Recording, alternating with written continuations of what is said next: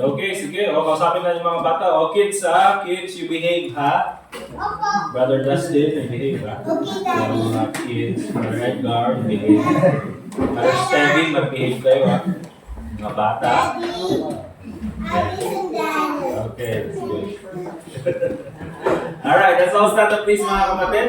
Tawagin natin si Brother Edgar para sa ating opening prayer. Pagkatapos niyan is we'll ask Brother RJ for our congregational singing.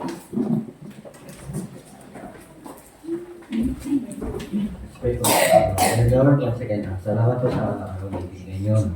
Kung po ay muling makapagsabat, makakapakinig ng mga salita. And we pray for clarity and understanding na kung po ay maintindihan po namin ng mensahe na aming pag-aaral ito. And please guide our teacher as he delivers the message and give him the utterance of it. And for the mga paparating ko, keep them safe. And for this we pray in Jesus' name. Amen.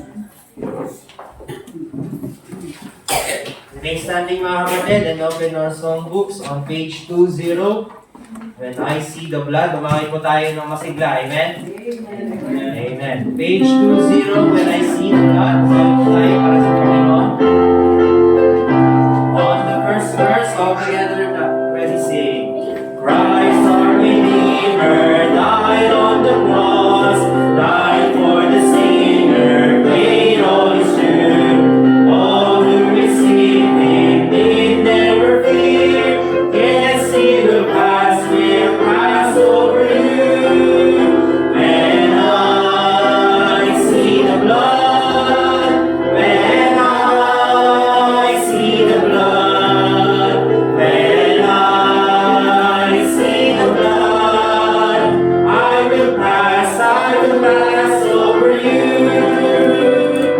Chiefest of sinners, Jesus can save, as he has promised, so he will do. Oh, sinner, hear him, trust in his word, then he will pass over you. When I see the blood, when I see the blood, when I see the blood, I will pass over you. Judgment is coming, all will be there, who have rejected, who have refused.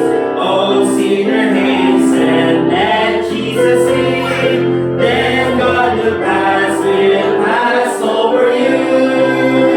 When I see the blood, when I see the blood, when I see the blood, I will pass over you. Oh, what compassion, oh, boundless love. Jesus has power, Jesus is true. All who believe are saved from the storm. Oh, he will pass over you. When I see the blood, when I see the blood, when I see the blood, I will pass over you. Amen. Praise God for the blood of Jesus Christ. Amen. Tayo po makakaupo. Page 18. Antayin po natin. Page 18. Take the name of Jesus with you.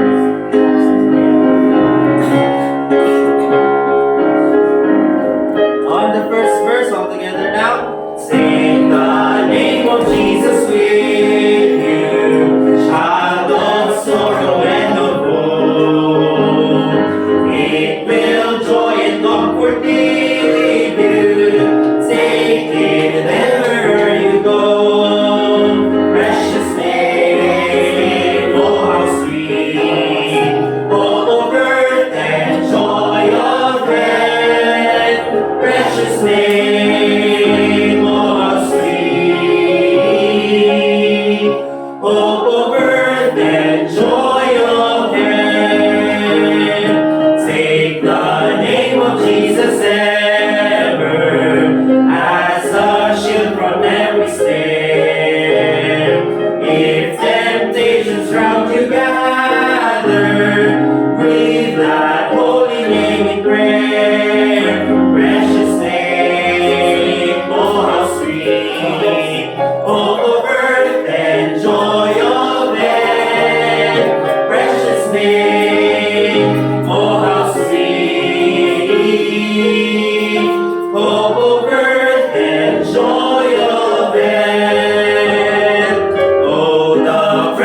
name of Jesus, how it fills our souls with joy. When His loving arms receive us, and His songs our tongues employ. Precious name, oh how sweet, oh birth and joy of heaven. Precious name, oh how sweet, hope of earth and joy of heaven.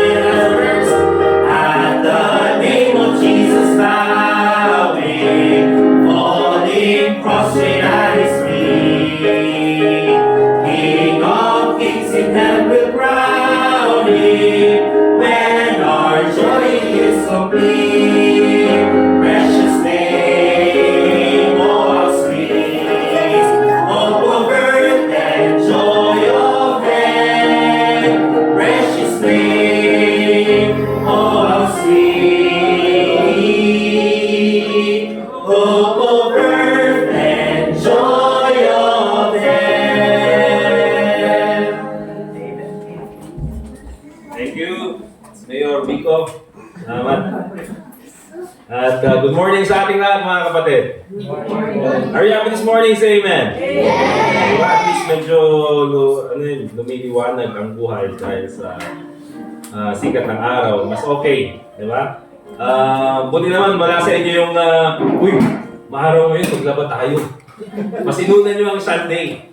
Diba? Kahit na maraming tambak na labahin, bukas na lang or mamayang gabi. But anyway mga kapatid, dako po tayo sa mga announcements natin.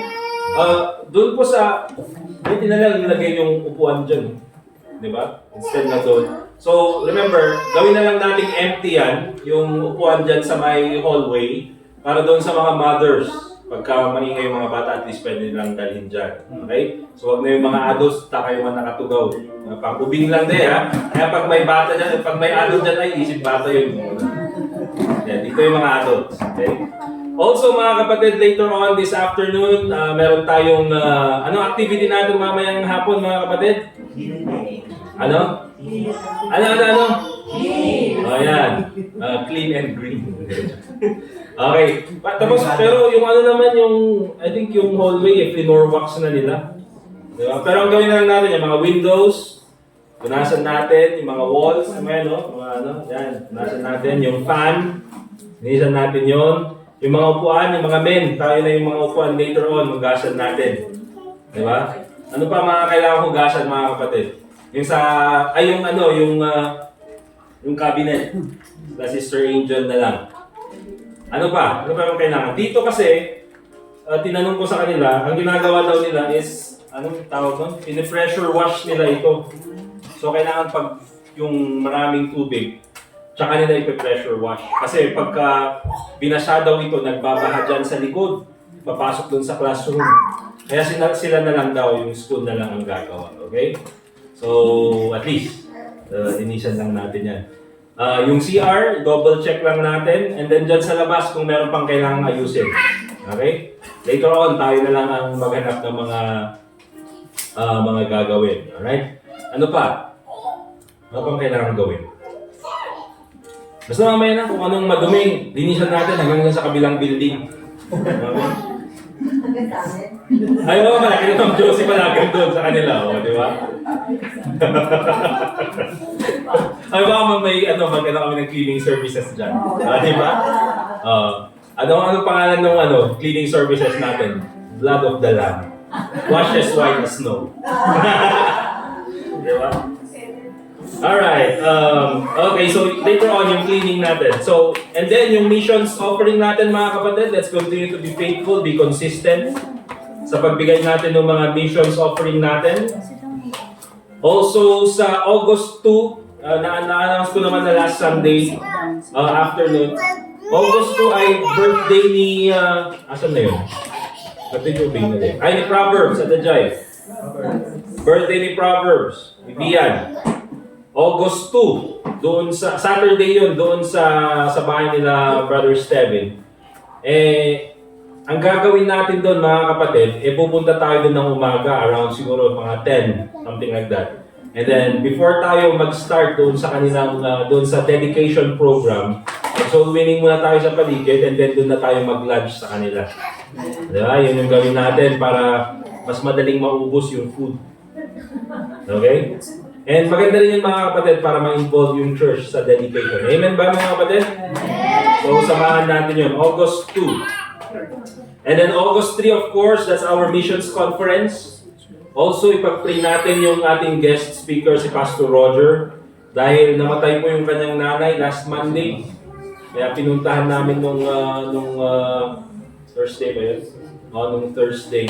Pero sabi naman niya, okay lang. Dahil alam naman natin na meron tayong langit na uuwian. Diba? Ngayon po talaga yung Kristiyano kahit na kapag dumadaan sa pagsubok napakalaking comfort na ang mahal natin sa buhay ay nasa langit dahil kay Kristo. Okay?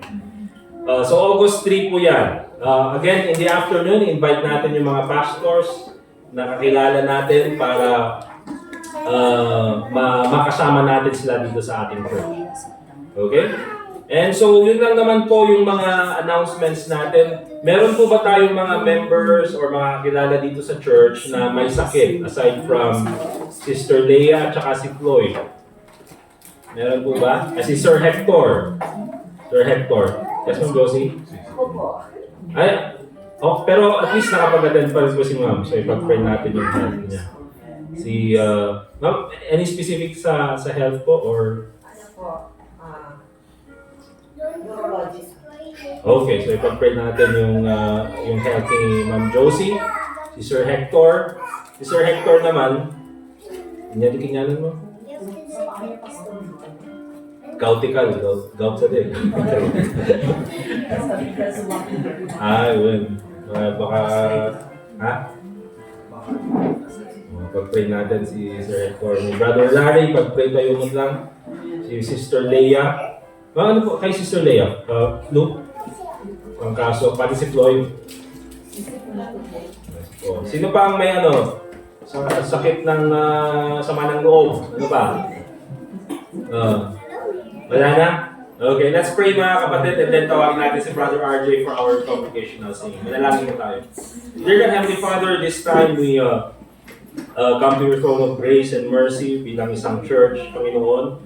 At linalapit po namin ang aming mga kapatid po na may karamdaman sa oras na ito. We pray po for Sister Josie, Sister Leia, si Floyd, si Sir Hector, si Brother Larry, na ikaw po Panginoon ang magbigay sa kanila ng kalakasan so that they can recover po sa kung anumang sickness or illness na meron sa kanila. Tuloy po Panginoon sa mga ibang members namin dito na hindi namin nabanggit. We pray na ikaw po ang magbigay sa kanila ng healing, Panginoon. We thank you, dear Lord, na meron po kaming paraan na pwede naming dalhin sa iyo ang aming mga even our problems, even our burdens. We thank you, dear Lord, for the gift of prayer. And I pray, Lord, na ikaw po sana ang magbigay din ng magandang kalusugan sa bawat sa amin so that we can continue serving you with the best of our abilities. Tulungan mo po kami, Panginoon, na maalagaan din po namin ang aming mga kalusugan. Lord, thank you so much for giving us good health or even the health that we have right now.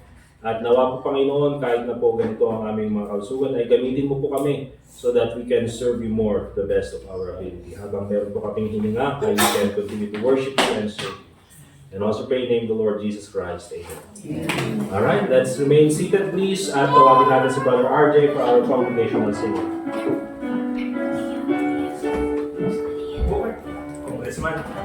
Page 17 po, one day. Page 17. Medyo mahaba po ito, kaya let's do our best, mga kapatid. Page 17, one day.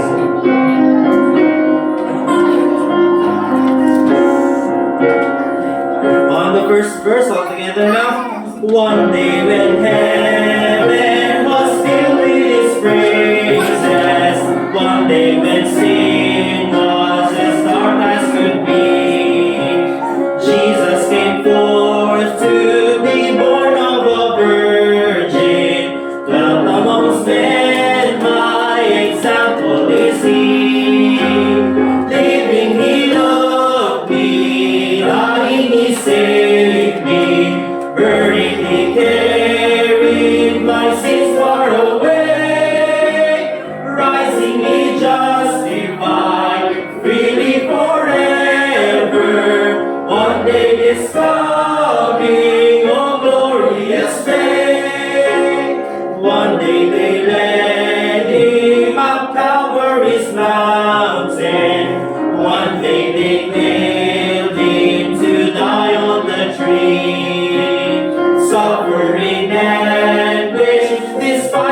rejected, bearing our sins, my Redeemer is He.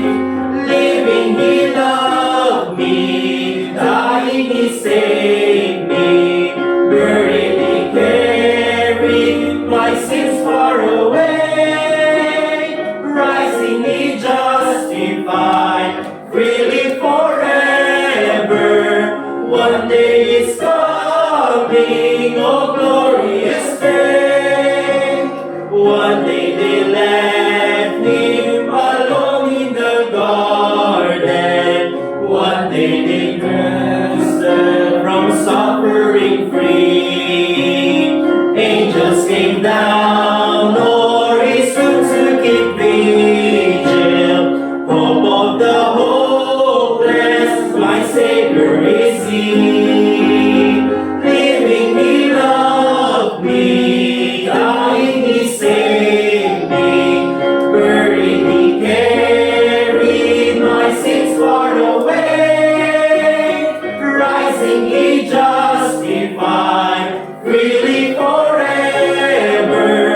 One day is coming, oh glorious day.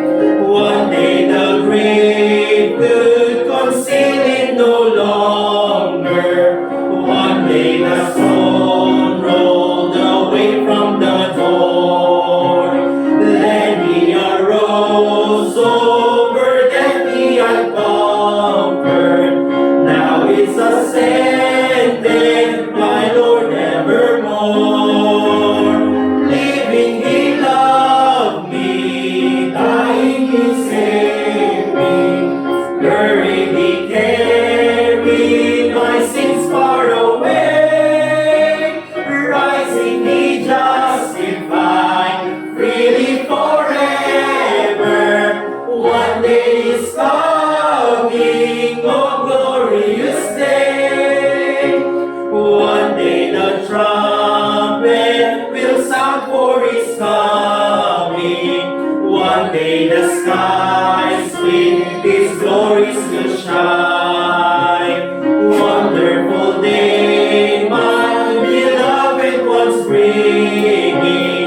Glorious Savior, His Jesus is mine. Living He loved me, dying He saved me, buried He carried my sins far away, rising He justified, freely forever. One day is coming, oh glorious day. Amen. That's why pag kinakanta mo natin yung mga hymnals, tinatapos natin yung, di ba, yung mga kahit na 5 verses yun kasi may kwento yun. Amen? Amen. Mula dun sa pagdating ng ating Kristo, sa kanyang pagkamatay, pagkalibing at muling pagkabuhay, and yung kanyang muling pagbabalik. Alright, let's open our Bibles please, mga kapatid. And let's go to the book of Genesis. And we'll read po from Genesis chapter 6.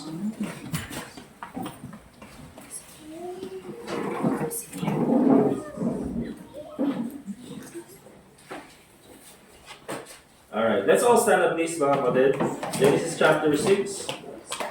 And then, basahin ko. Although hindi po yung buong chapter yung pag-aaralan natin, but we'll read from verse 1 hanggang verse 22. Ako po sa verse 1, kayo sa verse 2, and then verse 22, sabay-sabay po tayo. Okay? So we'll read it responsibly. Verse 1, and it came to pass, when men began to multiply on the face of the earth, and daughters were born unto them. Verse 2. The sons of God saw the daughters of men, and they were fair, and they took them wives of all his nations. And the Lord said, My spirit shall not always strive with man, for that he also is flesh, yet his days shall be 120 years. There were giants in the earth in those days, and also after that, the sons of God came into the daughters of sin, and in their children, the same became mighty men, which were of old, And God saw that the wickedness of men was great in the earth, and that every imagination of the thoughts of his heart was only evil continually.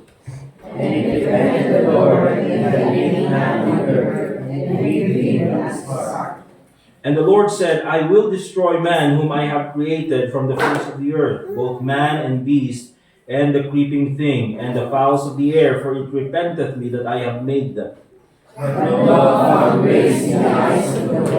These are the generations of Noah. Noah was a just man and perfect in his generations, and Noah walked with God.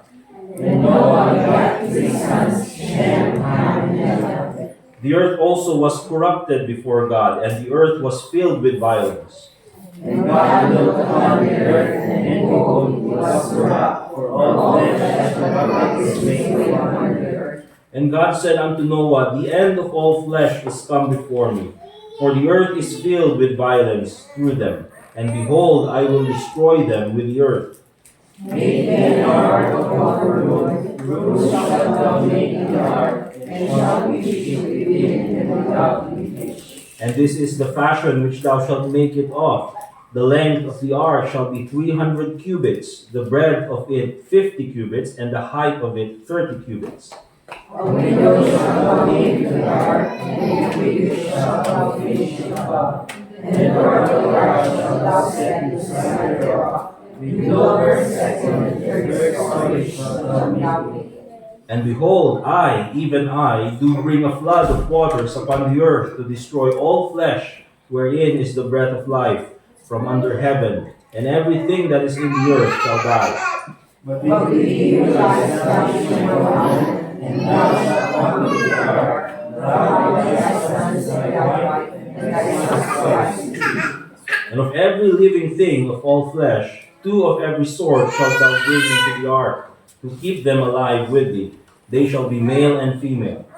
Of fowls after their kind, and of cattle after their kind, of every creeping thing of the earth after his kind, 2 of every sort shall come to thee, to keep them alive. And take thou unto thee of all food that is eaten, and thou shalt gather it to thee, and it shall be for food for thee and for them altogether.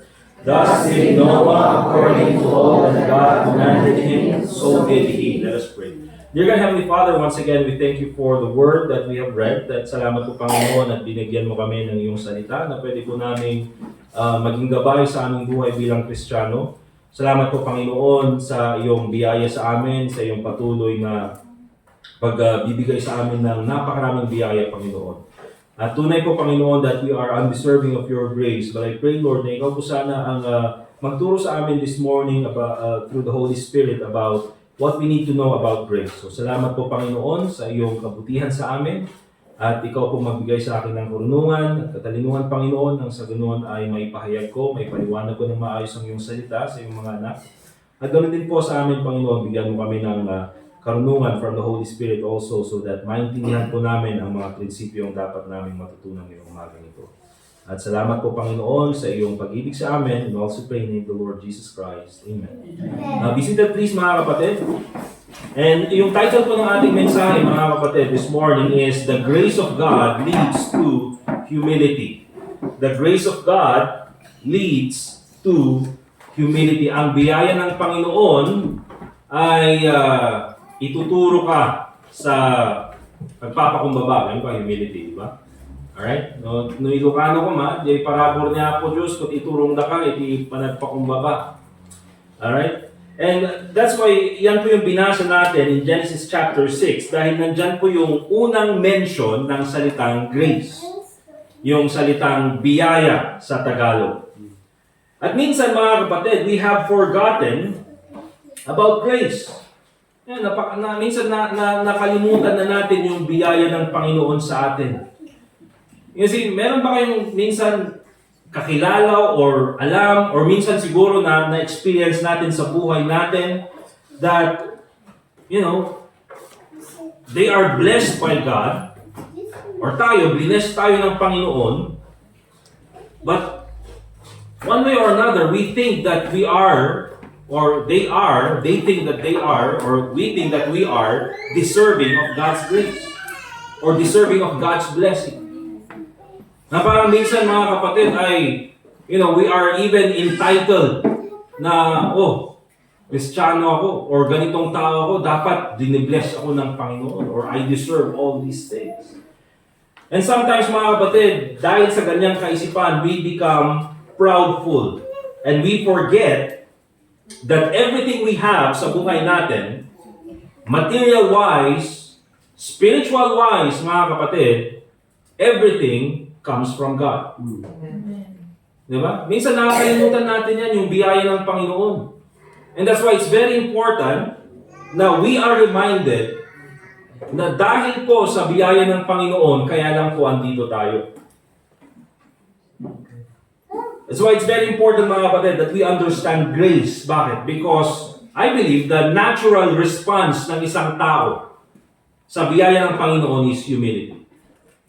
Kasi kung alam mo mga kapatid na bigay lahat sa iyo ng Panginoon, bigay lahat sa iyo ng Diyos, wala kang may pagmamayabang eh. Di ba? So yun yung magiging natural response ng isang tao na naiintindihan ang biyaya ng Diyos. However, tulad nga ng sabi ko, there are people, or even Christians sometimes, that instead of humility yung magiging reaction or magiging response, minsan, pride. Okay? At nabanggit natin kanina sa ating Sunday school, every time na pumasok ang pride, whether it be sa buhay ng tao, sa relationship, even sa ministry, even sa church, pag pumasok ang pride, mga kapatid, dyan po nasisira. Ministry, relationship, buhay ng tao, dyan po nasisira ang lahat. And so, yung story ni Noah, mga kapatid, gives us an idea of what grace really is. Tingnan po natin, what's happening here in Genesis chapter 6? Because of the wickedness of humanity during this time, in Genesis chapter 6. And by the way, if we compare our generation, probably din sa generation ni Noah, it's very close mga kapatid.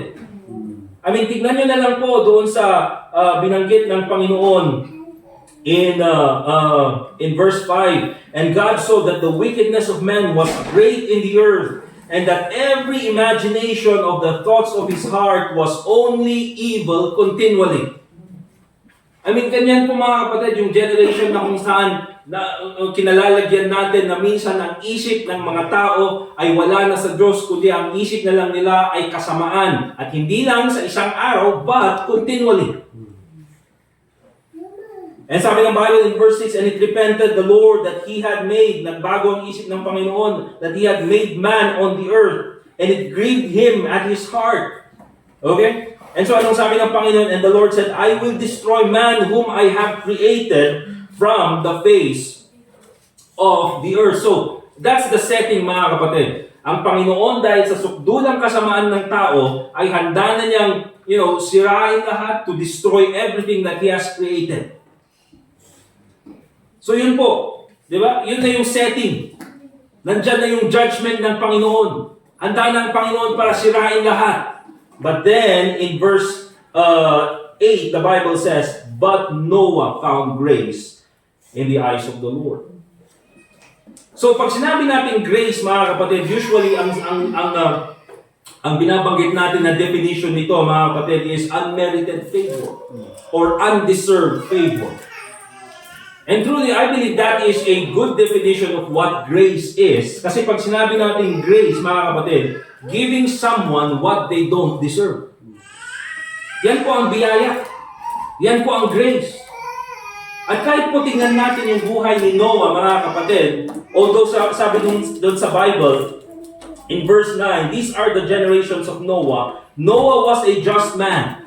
Okay, tuwid ang pamumuhay nitong ni Noah. And the Bible says, and perfect. Yung perfect dyan, mga kapatid, hindi po perfect na sinless. It means he is spiritually mature. Okay? Maganda yung kanyang pagkakilala sa Panginoon. And the Bible says, in his generations, and Noah walked with God. You see? Yan po si Noah. But remember this, Noah was still human. Noah was still a sinner. Okay? Kahit po si Noah, mga kapatid, ay makasalanan din. And katulad po natin, mga kapatid, na makasalanan, and we are deserving of death. We are deserving of judgment.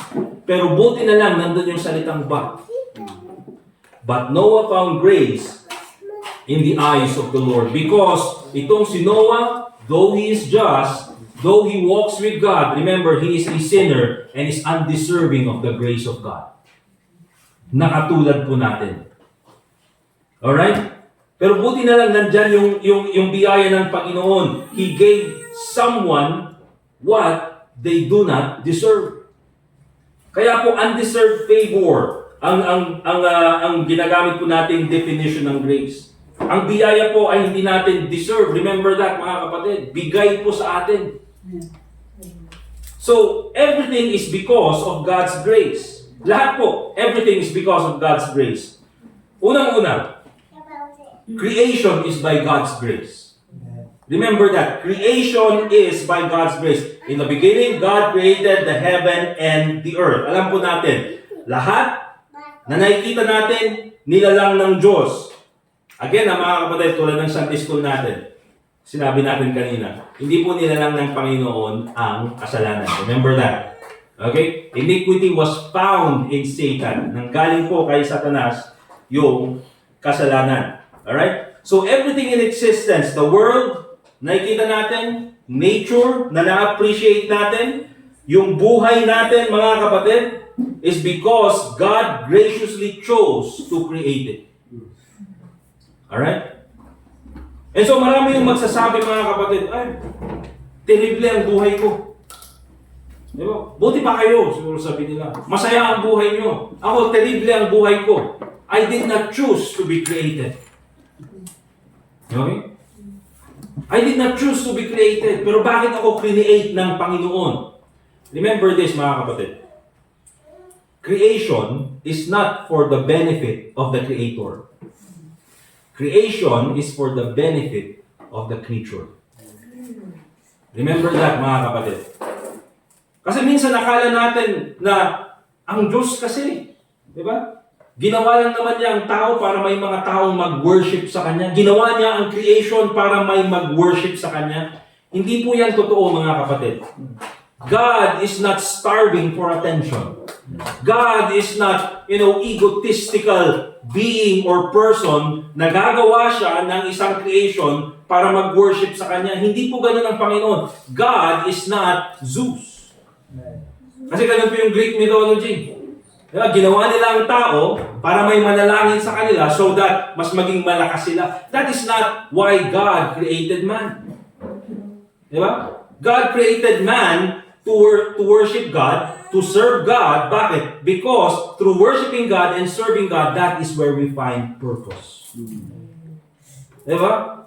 Kaya po, the creation is not for the benefit of the Creator, it's for the benefit of the creature. Bakit? Bakit rin po natin nasabi yan? Look at John chapter 17 verse 24.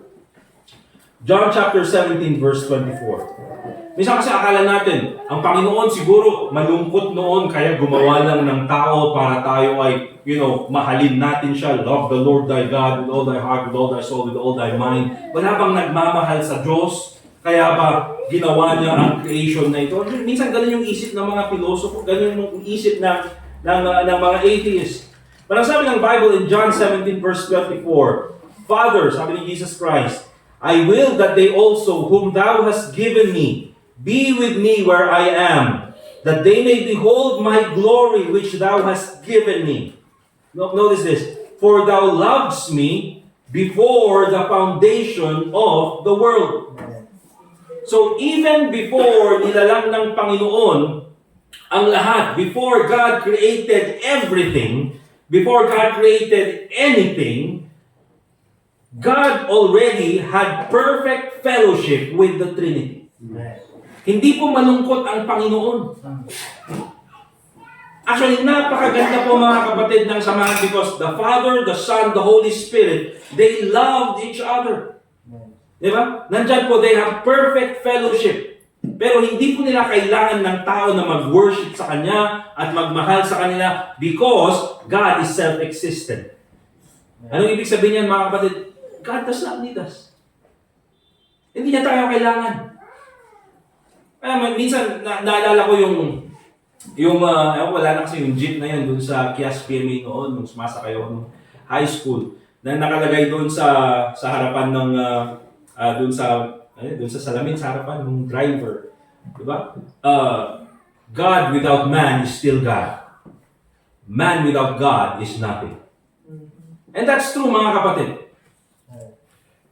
Because hindi niya po tayo dinalang, di ba, for His benefit. Because God was perfect before the foundation of the world. Before pa niya ginawa ang lahat. But remember this, mga kapatid. We can only find the purpose of our life in loving God and serving God. Kaya nga po, mga kapatid, nung nilalang tayo ng Panginoon, hindi niya tayo pinabayaan. Nung nilalang tayo ng Panginoon, He gave us His Word so that we will have the basics of our life, so that alam natin kung saan natin gagamitin ang buhay natin. Ang problema sa tao, mga kapatid, ayaw makinig sa salita ng Diyos. Bakit miserable ang buhay? Because you refuse to love God. Kaya ang sabi ng Panginoon, love the Lord thy God with all thy heart, with all thy soul, with all thy mind. That is where you find satisfaction sa buhay. When you love the world, mga kapatid, you will end up with nothing. At maraming tao ang ganyan, even Christians sometimes, kaya they end up miserable. Diba? At yung iba naman, mga kapatid, they don't want to worship God, they want to worship themselves. Kaya kung susundin lang natin yung sinasabi ng salita ng Diyos, di magiging maayos sana yung buhay natin. Ang problema, mga kapatid, tigas ng ulo eh. Diba? We always rebel against God. Remember this, mga kapatid, creation is by God's grace. Biyaya ng Panginoon na tayo yung Kanyang nilikha. Hindi lang yan. Remember this, salvation is by God's grace. Very basic, amen? Salvation is by God's grace. Ephesians chapter 2, verse 8 and 9, for by grace are ye saved, through faith, and that not of yourselves, it is the gift of God. Okay? Yung ating pong kaligtasan, yung ating eternal life. You see, the reason why we're going to heaven, the reason why meron tayong buhay na walang hanggan, I remember this, it's not because of this church. It's not because of me. And most importantly, it's not because of you. Hindi po dahil mabait ka. Hindi dahil, nag-church ako, or nagbigay ako ng offering. Diba? Or ako ay nagbabasa ng Bible. Kahit basahin mo pa yung Bible, if you do not trust the Lord Jesus Christ as your Savior, you will not be saved. And mind you, mga kapatid, there are many people who read the Bible. Diba? Marami mga Bible scholars. Diba? Alam niyo si Eli Soriano, hindi niya binabasa yung Bible? Binabasa niya yung Bible. What was the problem? He does not trust in the Lord Jesus Christ for his salvation. Amen. Diba? And so that's, yan po yung nakikita natin. Salvation is by God's grace. Our eternal life is only because of God's grace, not your good works. Look at 1 Timothy chapter 1, verse 12. 1 Timothy chapter 1 and verse 12 hanggang verse 14. And I believe this is very important to add kasi you cannot talk about grace without mentioning mercy. Okay? Yung grace, yung mercy, andyan din, palaging andyan yung mercy ng Panginoon. 1 Timothy chapter 1 verse 12-14, the Bible says, and I thank Christ Jesus our Lord, who hath enabled me, for that He counted me faithful, putting me into the ministry, who was before a blasphemer. Diba? Kalaban niya, pinupersecute niya yung gawain ng Panginoon, and a persecutor, and injurious, sabi ng Bible, but I obtained mercy. Nahabag sa akin ng Panginoon. But I obtained mercy because I did it ignorantly and unbelief. In verse 14, and the grace of our Lord was exceeding abundant with faith and love which is in Christ Jesus.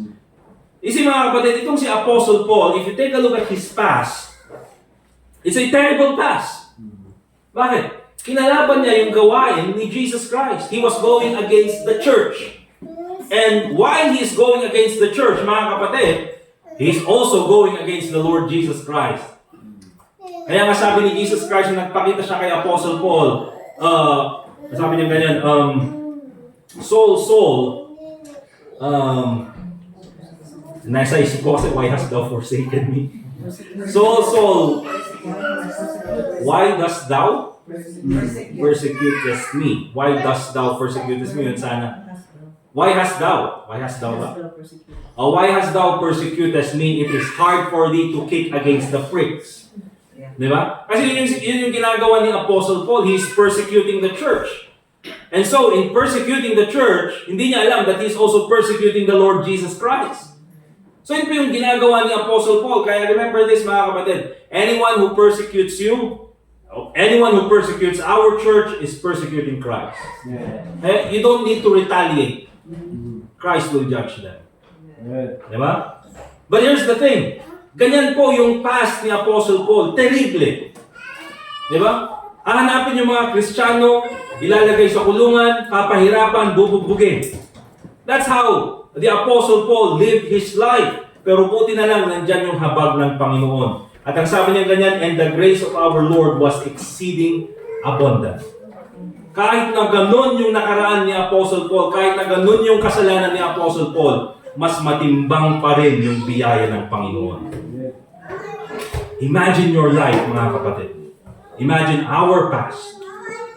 Habang ginagawa ko to nung kagabi, mga kapatid, I was thinking about the life of the Apostle Paul, and then iniisip ko rin yung aking nakaraan, pampigilan, nakakahiya sa Panginoon. Diba? Truly undeserving sa kaligtasan na binigay ng Panginoon. Sa lahat ng kasalanan ginawa, lahat ng kasalanan naisip, lahat ng mga masasamang salita, lahat ng mga masasamang kaisipan, lahat ng pagre-rebelde sa Panginoon, lahat ng mga kapatid na masamang ginawa, pagsamasamahin mo, and sasabihin mo, Pampira, I do not deserve the grace of God. I am undeserving sa kaligtasan ng Panginoon, pero buti na lang, mas matimbang ang biyaya ng Panginoon. Kaya mga kapatid, without the grace of God, wala tayong kaligtasan. Without the grace of God, wala tayo dito. Salvation is by God's grace. Hindi lang yan, mga kapatid. Not only salvation is by God's grace, but remember this, providence is by God's grace. Yeah? Lahat ng meron tayo, all the things that God provided for us, your food, mga damit, even material things, mga ipon sa bangko, pera na nasa bulsa natin, lahat na pwede natin kayang ibigay sa offering, all of those things, mga kapatid, is because of God's grace. Make no mistake, kahit na ikaw ang nagtrabaho, without God's help, wala kang mararating. Remember that. Look at this. Let's go to Matthew chapter 6, verse 30. Matthew chapter 6, verse 30. The Bible says in Matthew chapter 6, verse 30. Ang sabi ng Panginoon, wherefore, if God so clothe the grass of the field, which today is, and tomorrow is cast into the oven, shall He not much more clothe you, O ye of little faith? Eh sabi nga ng Panginoon, kung yung damo nga, na sabihin na natin, in one sense or another, insignificant. Bakit? Kasi andyan, pero later on, pwedeng gawin na ng panggatong. Di ba? But still, God provides para sa grass na yan. Di ba? Naisipin natin, insignificant. How much more ikaw? Where the Bible says, but as many as received Him, to them gave He power to become the sons of God. How much more you, who are a child of God.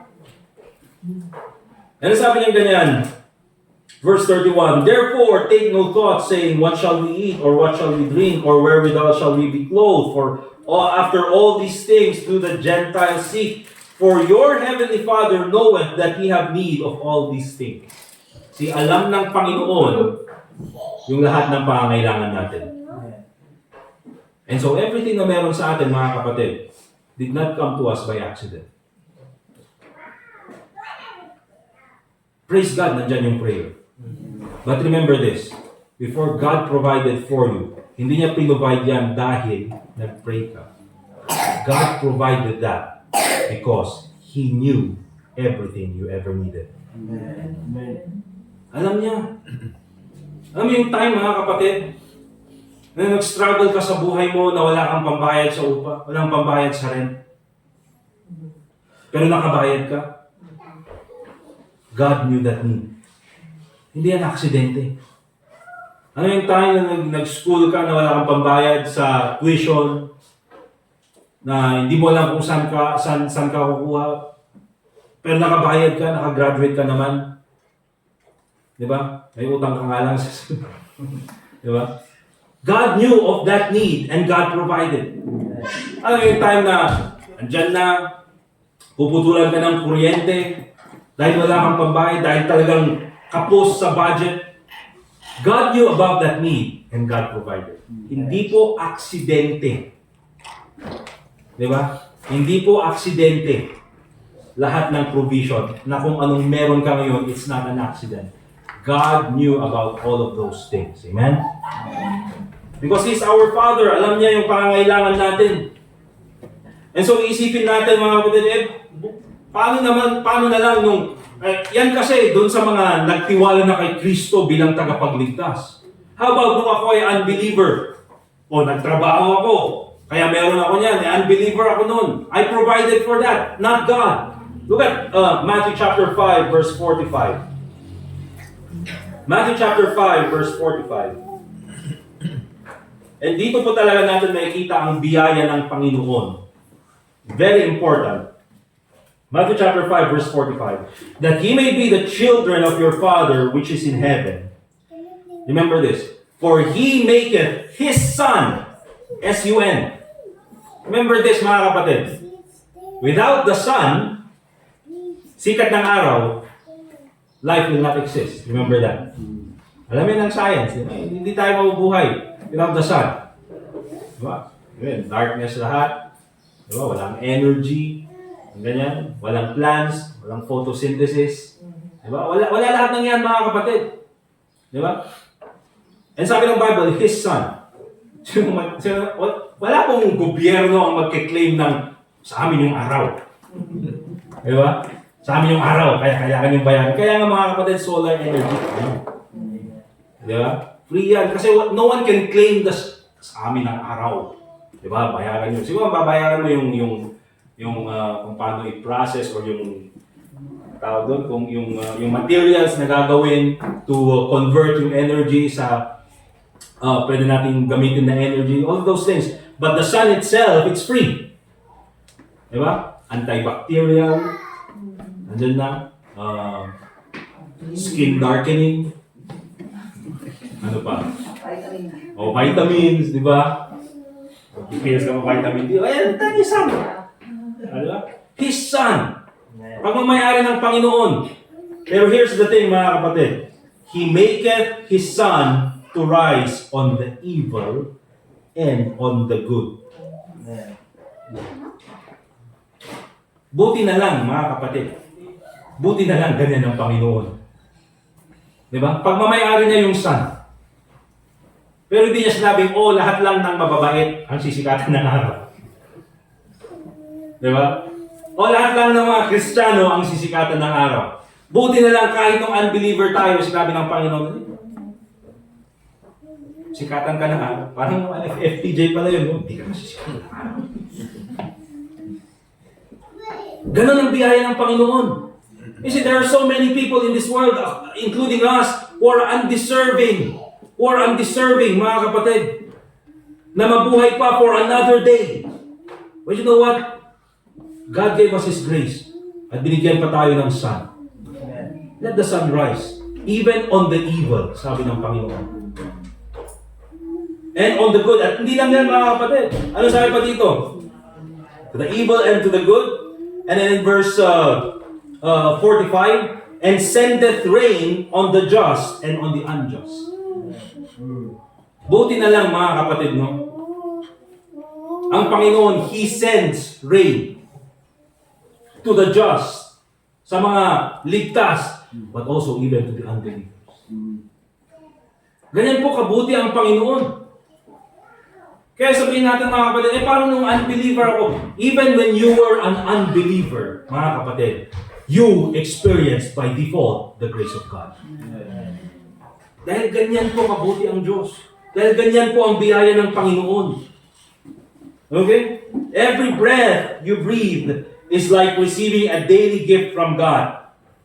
Naalala ko palagi talaga yung illustration ng isang preacher noon, nung bata pa ako. Di ba? Ano kaya kung ang Panginoon, no? Ang Panginoon kasi galing siya sa ospital noon. Kaya mahal daw ng oxygen. Oxygen tank. Ano kaya ang Panginoon noon naging stricto sa atin? At kung hindi ka mabuting Kristiyano ay papatayin niya yung oxygen na nasa iyo. Buti na lang, hindi ka ng Panginoon. But He gave us air to breathe. It's like receiving a daily gift from God, given freely, not earned. Ganyan po ang Panginoon. Providence is by God's grace. But also this, mga kapatid, remember this. The church exists by God's grace. Remember that. The church does not exist because of me or you. Remember that. The church exists because of God's grace. Sabi ni Jesus Christ, Matthew chapter 16 verse 18, and I will build my church and the gates of hell shall not prevail against it. Diba? Look at Acts chapter 20 verse 28.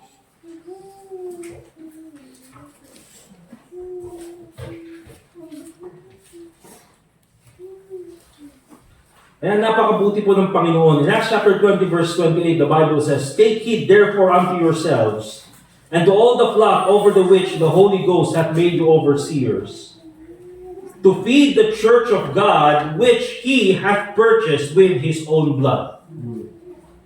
You see?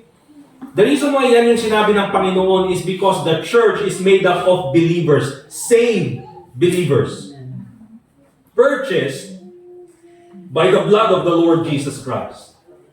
Hindi po purchased by the blood of the pastor or purchased by the blood of anyone else. The church exists because solely of the Lord Jesus Christ. Kaya po itong church, mga kapatid, without me, it will continue. Kaya po itong church, mga kapatid, without you, it will still continue. Bakit? Ang Panginoon po ang rason kung bakit the church exists. Remember that. Kaya po sa church, mga kapatid, wala po tayong ibang i-worship kundi ang ating Panginoong Jesucristo. That's why it's very important, mga kapatid, that yes, it's true that we should give respect and we should give our ear doon sa binabanggit ng preacher. Makinig tayo sa kanyang sinasabi. But hindi po dapat natin i-worship yung preacher or any other preacher for that matter. Diba? Sa loob ng church, mga kapatid, only the Lord Jesus Christ must be worshipped. Kaya, dyan pa lang sa apat na yan, and there are many more I can mention. Diba? The providence of God is by God's grace. Salvation is by God's grace. Creation is by God's grace. The church is by God's grace. The Word of God is by God's grace. Ang dami, mga kapatid. And so, because everything is by God's grace, a Christian must be humble. Kung lahat ay dahil sa biyaya ng Panginoon, lahat ng nasa iyo, your salvation, your church, every material thing you have is by God's grace, then you are supposed to be humble. Ang problema, mga kapatid, maraming Kristiyano, they have forgotten about grace, and instead of being humble, naging mayabang pa sila. Kung kailan sila blines ng Panginoon, kung kailan sila naging Kristiyano, doon pa lumaki yung ulo. A Christian must be humble. Christians must be humble because, first of all, you cannot boast about something that's only given to you. Hindi mo pwedeng ipagmayabang ang isang bagay na binigay lang sa iyo. Diba? Hindi mo pwedeng ipagmayabang ang isang bagay na ibinigay lang sa iyo. Let's go back to Ephesians chapter 2 verse 8 and 9.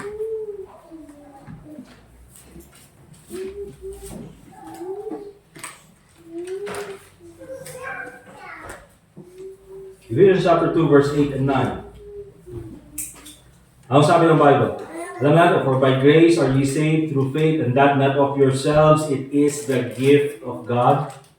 Ang gift ko mga kapatid ay hindi po katulad ng idea natin ng gift ng mga Pilipino na ang gift ay kailangang palitan. You know why? Kasi meron tayong idea ng exchange gift. Kung binigyan ka ng gift, o saglit, bibigyan din kita ng gift. Di ba? Ang gift kasi, pag nagbigay ka ng gift, you expect nothing in return. Ganun po ang gift dapat, di ba? And so yung gift na binigay sa atin ng Panginoon is eternal life. Ano ang sabi niya ganyan? Not of works, lest any man should boast. Sure, kung ikaw ay maliligtas dahil sa iyong kabaitan, pwede mong ipagmayabang. But you can't, because you can never be saved through good works. Diba? Kaya wala kang makikita sa langit na, for example, pag nandun na tayo sa langit, wala kang maririnig doon na, galing-galing ko talaga, buti na lang, nagpakabait ako, kaya hindi ako sa langit eh. Buti na lang talaga. No? Wala mga kapatid. Kaya lahat tayo, pag andun tayo, ang unang hahanapin natin is none other than the Lord Jesus Christ. Because He's the only reason why we are there. We will be there. Okay? So you cannot boast about something that's only given to you. Remember this mga kapatid, yung ating buhay, bigay sa atin. That includes our body. That includes our health. Our salvation, bigay sa atin. Everything that we have, bigay sa atin. So hindi po natin pwedeng pagmayabang. Because it's a terrible thing to take credit for something that was only given to you. Nakakahiya. Nasasabihin mo, oh, ako yung rason kung bakit meron akong ganito. Bigay nga yan ng Panginoon, biyaya ng Panginoon. Di ba? God gave you life. God gave you salvation. God gave you strength. God gave you sustenance. God gave you wisdom. God gave you health. And everything you ever have. Put that all together. There's nothing na pwede mong ipagmayabang. You cannot take credit for something that was given to you. How would you feel, mga kapatid? For example, si bang, for example, si Brother RJ, okay, engineer, okay? At sabihin na natin na nagpatayo siya ng napakagandang building dito sa Baguio City. Diba? Ilang stories kaya? One story lang. Patayo siya ng building, ganda ng design. Diba? Talagang first class. Ano yung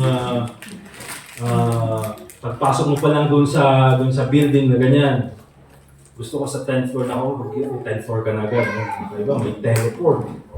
Just for example lang, nagpatayo siya ng napakagandang building.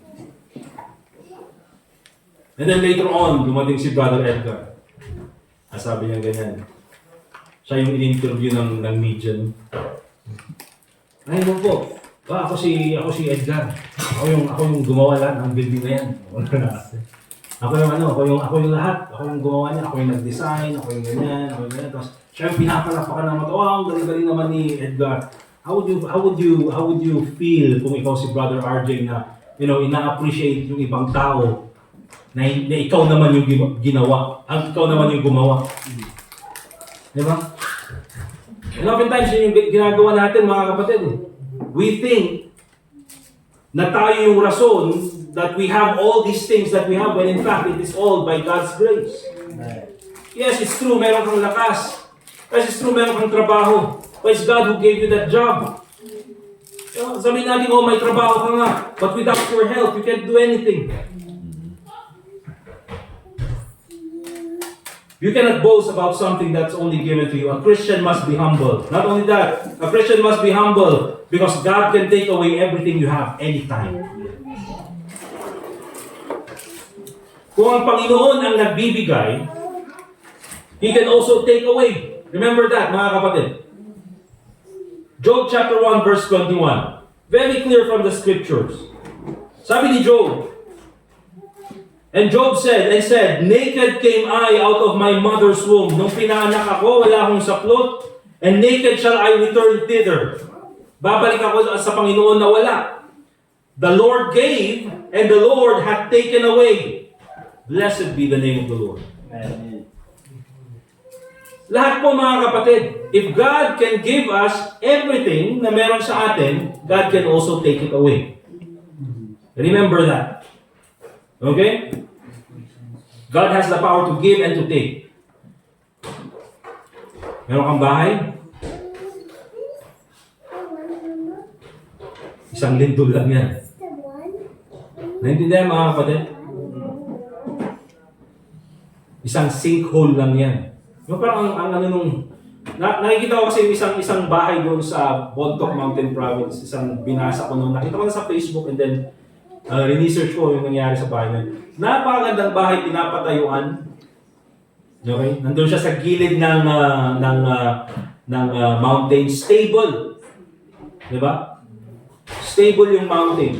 Okay? Pinapagawa nila, ang ganda ng plano, pero habang ginagawa nila, biglang may lumabas na hot spring sa gilid. Nakala nila ng first, oh, may hot spring. Tataas yung value ng lupa, tataas yung value ng bahay. Pero dahil pala may hot spring, yan, patuloy na naglalabas ng sulfur. Poisonous. Until such time na yung lugar is naging yellow. Yellow hindi yellow. Yellow. Color yellow. Di ba? And then, nagdi-disintegrate yung concrete. Naging unstable yung lugar. Bakit? Kasi may sumusulpot na sa ilalim ng bahay na hot spring na naman. Di ba? And so, napakaganda ng plano. Nandun na yung poste, napatayuan na, pero hindi tinuloy. Naging zero yung value ng property. It's as easy as that. Diba? Meron kang bahay, God can take it away anytime. Hindi ko tinatakot kayo na mangarap ng mga ganung bagay. I'm just telling you about what our priority should be. And understand that everything we have is because of the grace of God. Meron kang sasakyan? Diba? Pwede kang ma-involve sa accident. Meron nga, nakapark. Hindi ka niya dinadrive, binangga ka. Diba?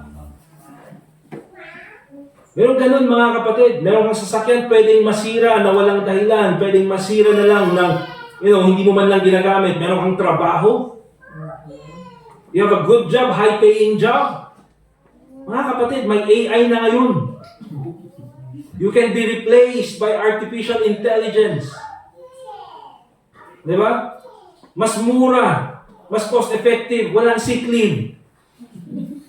Ang gusto ng kumpanya, ikaw sick leave ako. Yung AI, hindi naman yung magkakasakit. Walang reklamo. Walang dole. Walang reklamo sa HR. Di ba? That's the thing mga kapatid, may trabaho ka ngayon na high-paying, pwede kang i-replace ng AI. May mga doktor ngayon mga kapatid na, minsan sabi nga dun sa complaint na, yung doktor pag-aaral na paano tignan yung sa lungs, pulmonary infection, may kita nila through their eyes kasi pinag-aralan nila. Ngayon, ipapakita na lang sa AI and then madidetect agad. Ngayon sabi niya, sana tatanggapin ako ng McDonald's. Because you can be replaced by artificial intelligence. Kaya maganda mga kapatid, mag-mekaniko lahat tayo. Manual labor. Meron kang intelligence, matalino ka, it can soon vanish. Meron kang education, it can be discredited. Pinag-aralan mo, it can be discredited. You have beauty, it can fade. Diba? Mawawala yan. You have health, it can be destroyed. In the end, mga kapatid, if we consider all of those things, nakakala natin pwede nating ipagmayabang, it can be easily taken away. Ano yung pagmamayabang mo yun? Wala. That's why a Christian must be humble because all glory belongs to God alone. Galatians chapter 6 verse 14. Galatians chapter 6 verse 14. Ang sabi ni Apostle Paul, itong si Apostle Paul, mga kapatid, remember this. For the cause of the gospel, ang dami niyang nagawa para sa Panginoon. Amen? Started many churches, written many doctrinal epistles, na hanggang ngayon nagiging guide natin. Mga kapatid, he is the only person who has seen, aside from Isaiah, who has seen a vision of heaven and lived to tell the tale. Siya lang yan, mga kapatid. Pero sabi niya ganyan, I don't want to be glorified. I am not a fool. Kaya ang ginawa ng Panginoon sa akin, so that hindi ako magmayabang, He has given me a thorn in the flesh. And what's that thorn in the flesh? So that it will remind him that without God, he is nothing. Kaya anong sabi niya in Galatians chapter 6 verse 14, but God forbid that I should glory. Huwag sana akong magmayabang. At sabi niya ganyan, kung meron man akong magmamayabang, it's only in the cross of our Lord Jesus Christ. But God forbid that I should glory save in the cross of our Lord Jesus Christ. Kung meron man akong ipagmamayabang, mga kapatid, ay walang iba kundi ang aking Panginoong Hesus Kristo. Because it's only because of Him that I am here. It's only because of Him that I am saved. It's only because of Him na meron akong buhay. It's only because of Him that I am part of the ministry. Kung meron man tayong ipagmamayabang, mga kapatid, it is the Lord Jesus Christ. So how should Christians reflect the humility of Christ? Paano natin ipapakita ang humility na ito? And we'll end here. Very quick na lang, mga kapatid. How should we as Christians reflect the humility of Christ? First of all, we should serve others without expecting praise. Pagsilbihan natin ang iba, na huwag tayong mag-expect ng kapalit. Because that is what humility is. Kasi maraming mga tao na magsaserve, but they expect recognition. You know what that is, mga kapatid? Pride. Sabi ni Jesus Christ in John chapter 13 verse 14, if I then, your Lord and Master, have washed your feet, ye also ought to wash one another's feet. Tanggalin natin mga sapatos natin. Medyo. But that's the thing, mga kapatid. Kung si Jesus Christ, ginawa niya yung pinakamababang trabaho ng isang servant to wash the feet of others, then we should be prepared to do it also. Kaya nga po dito sa church natin, mga kapatid, whatever it is that you have outside of the church, sabihin na natin you're a public official, or you're a government official, or engineer ka, or architect ka, or ganito yung natapos mo. When you come here inside the church, remember this, we are all servants of the Lord Jesus Christ. Amen. Hindi mo pwedeng, engineer ako, hindi na dapat ako magsaserve. O, architect ako, hindi na ako magsaserve. O, pastor ako, hindi magsaserve. Minister, hindi magsaserve. Hindi po, mga kapatid, we are all servants of the Lord Jesus Christ. Amen? And being a servant of the Lord Jesus Christ, you must be willing to serve others. Hindi mo pwedeng sabihin, I'm only a servant of Christ. I am not your servant. If you are a servant of Christ, you ought to serve others as well. Okay? That's how it is. The hindrance to service is pride. How should we reflect the humility of Christ? Let us admit our mistakes and ask forgiveness. Diba? Kung meron tayong pagkakamali, let's be quick to admit our mistakes. James chapter 5 verse 16, confess your faults to one another and pray for one another that you may be healed. The effectual fervent prayer of a righteous man availeth much. The hindrance to admitting mistakes is pride. Okay? Ito, very important. Treat everyone with respect. Tayo mga Kristiyano, if we are going to reflect the humility of Christ, then we have to treat everyone with respect. Galatians chapter 6, verse 10.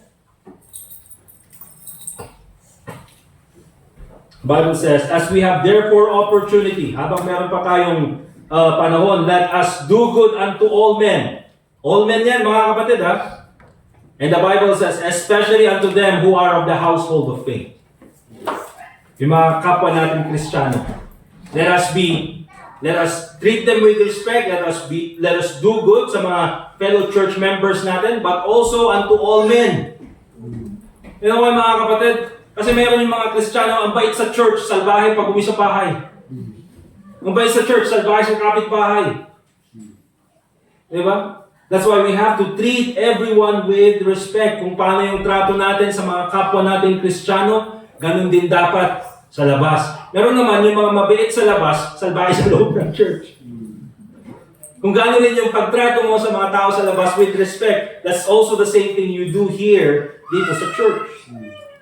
Okay? Treat everyone with respect. And of course, pray regularly. Pray regularly for humility. Lahat po tayo mga kapatid ay nahuhulog sa patibong ng pride. Amen?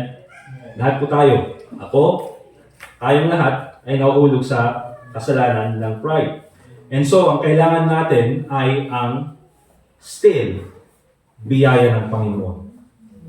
The Bible says, Psalm 51 verse 10, create in me a clean heart, O God. Wala pong pwedeng magbago sa ating buhay or sa ating puso kundi ang ating Panginoon. Amen? And renew a right spirit within me. Praying, by the way, mga kapatid, is already a sign of humility. Remember that. So, remember clearly, mga kapatid, as we end our lesson this morning, the grace of God leads you to humility. The more we understand about the grace of God, mas lalo dapat tayong naging mapakumbaba. Because we understand that without God, we have nothing. Humility helps you to grow spiritually. And pride will always hinder you spiritually. Let's go to James chapter 4, verse 6. We'll end here.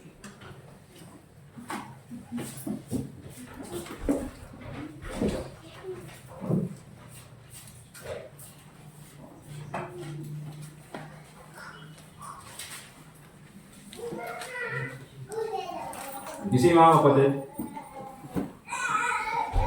because of God's grace, we are here. Amen? I think we have already established that clearly from the scriptures. Na kung wala ang biyaya ng Panginoon, wala tayo. So we are here solely because of God's grace. Okay? And you know what? We need more of God's grace. Amen? Kailangan pa natin mas lalo ng biyaya ng Panginoon. And so sabi ni James chapter 4 verse 6, but He giveth more grace, wherefore He saith, God resisteth the proud, but giveth grace unto the humble. We need more of God's grace daily. And the only way to have God's grace is through humility. Amen? Kaya we don't have to lift up ourselves. We don't have to lift up our church. We only have to lift up the Lord Jesus Christ. Tulad ng sabi ni John the Baptist, He must increase, I must decrease. Let us pray. Dear God, Heavenly Father, mga kapatid, Panginoon, we thank you for this morning. Kasama namin ang aming mga kapatid, once again, that we have learned from your word. Lord, we thank you so much for your grace. Salamat po sa iyong biyaya. At dahil po sa iyong biyaya, Panginoon, ay meron po kaming buhay na walang hanggan. Dahil po sa iyong biyaya, Panginoon, ay nakilala namin ikaw bilang aming tagapagligtas. Dahil po sa iyong biyaya, ay meron kaming church na pinupuntahan. Dahil sa iyong biyaya, Panginoon, ay meron po kaming nandyan po ang iyong providence sa amin. So salamat po Panginoon sa iyong kabutihan sa amin. Though meron po kaming mga problema sa buhay, burdens in life, problems in our health, in our finances, and even our relationships. But the only reason why we can continue in this life is because of your grace. And we need more of your grace daily, Panginoon. So I pray that you will create in our hearts a humble attitude. Nang sa ganun po ay maipakita namin, Panginoon, ang humility na dapat namin ipakita bilang mga Kristiyano. Lord, as we have this invitation, I pray na ikaw pong magbigay sa amin ng mga kakumbabang puso at isipan nang sa ganun ay we can make a commitment this morning that we will do our best to be humble in your sight, that we will do our best to be humble and treat others with respect and to serve others and to admit our mistakes and to always rely and be dependent upon you. Panginoon, please help us so that we can avoid the destruction of pride in our life. Help us, Lord, please, to be humble sa buhay namin. And also pray in the name of the Lord Jesus Christ. Let's continue to pray, mga kapatid. And this morning, I would like to ask everyone to please come here in front. Manalangin po tayo. Make a decision this morning. Make a commitment that you will live in humility. Let's recognize po yung kabutihan ng Panginoon sa buhay natin. Sige po, let's be humble and pray in front.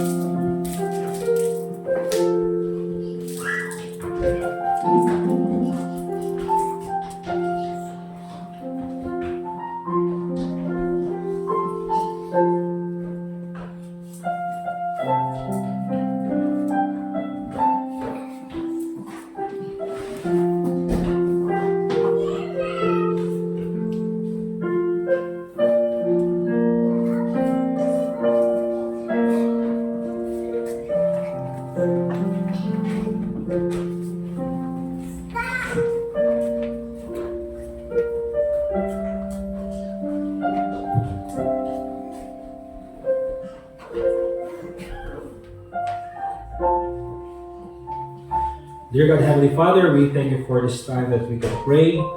Salamat po, Panginoon, for your word na nagbabago po sa buhay namin. Panginoon, ikaw po sana ang patuloy na maggabay sa bawat sa amin. Lord, help us continue to live in humility. Lord, help us avoid the danger of pride sa buhay namin. I pray, Lord, na maipakita po namin ang pagpapakumbaba, hindi lang po dito sa aming church, but especially, Lord, in our personal lives as we continue to pray for you daily. Salamat po, Panginoon, sa oras na ito that we can gather and worship you and also pray in the name of the Lord Jesus Christ. Amen. Alright, nadako po tayo sa ating offering, mga kapatid. Let's prepare our tithes, our love offering. Ganun din po yung ating mga missions. Okay?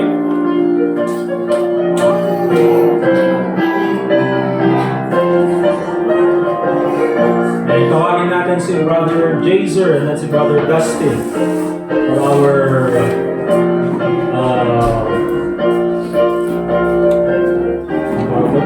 at sila yung magano ng correction basket.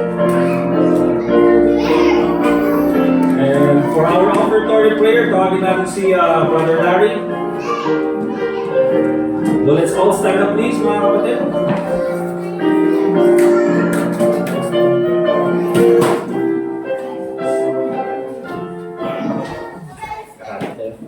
Gusto nga man napagaling, ito tadi dari saon, nangan at nakakatingay dapat ni kita pa ng tutuloy na nagtrabaho itigyan ni babayan di Espiritu bersama. Thank you lagi di parabor mo katakatinga divisionan dari mga offering ang kami laon sa kami dito para ipakita kaya wag kami dapat yung karanasan ka tinatapos ni Jesus. Amen.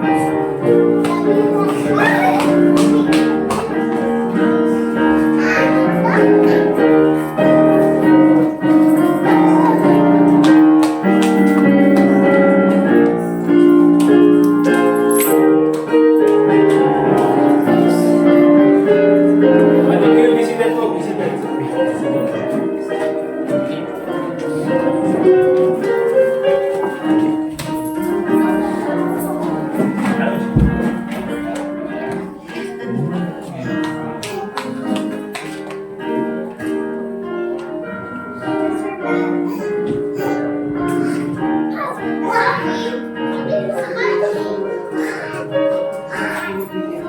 So, sakto, 11:30 pa lang naman. Again, let's continue to pray for our upcoming missions conference. Ngayong July mga kapatid, wala tayong guest speaker na kinuha so that we can prepare para po sa ating missions conference. Okay? So, ipag-pray po natin yan sa August 3. But let's go ahead and stand up please mga kapatid. And let's sing song number 24. And Can It Be? And then sa closing prayer natin, wala si Brother Raymar. Sa closing prayer natin.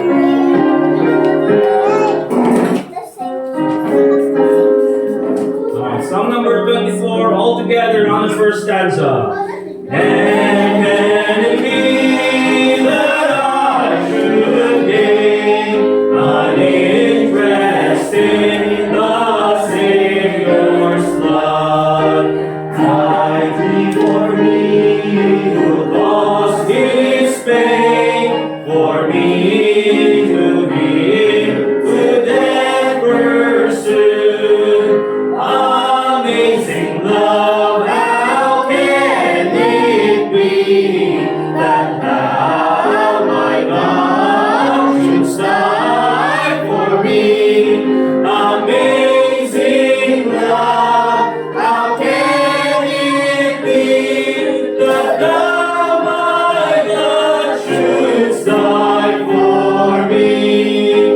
He left his Father's throne above, so free, so infinite in his grace, emptied himself of all but love, and bled for Adam's selfless race. 'Tis mercy, oh, immense and free, for oh my God, it found out me. Amazing love, how can it be that thou, my God, shouldst die for me?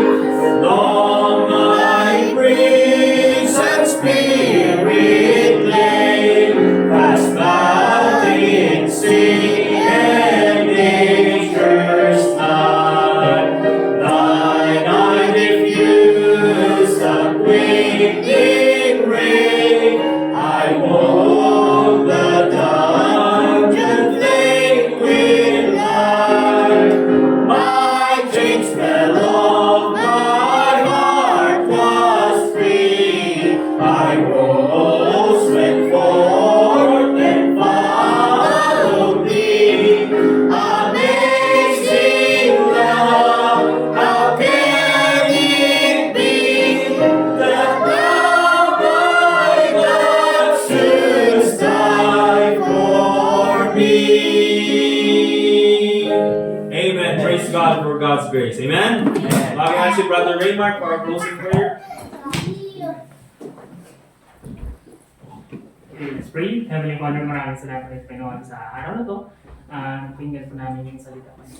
Again, we pray na humble us, Panginoon, sa mga dapat namin gawin para nakita po namin yung kagalingan at kugustuhan po sa akin, Panginoon. We pray, Panginoon, na gaban niyo with the rest of the week na maging safe and healthy at paggawa po namin lahat ng mga kagustuhan niya. Maraming salamat po ulit. In Jesus' name we pray. Amen. Thank you very much, mga kapatid. We're dismissed. Let's shake hands with one another and let's fellowship with one another. Sige po mga kapatid.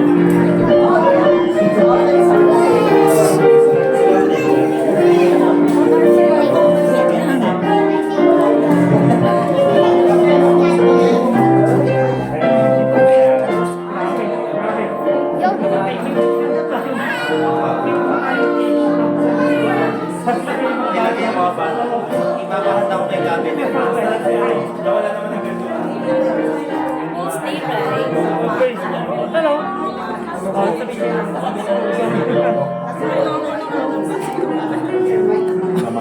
Ayan, di ba?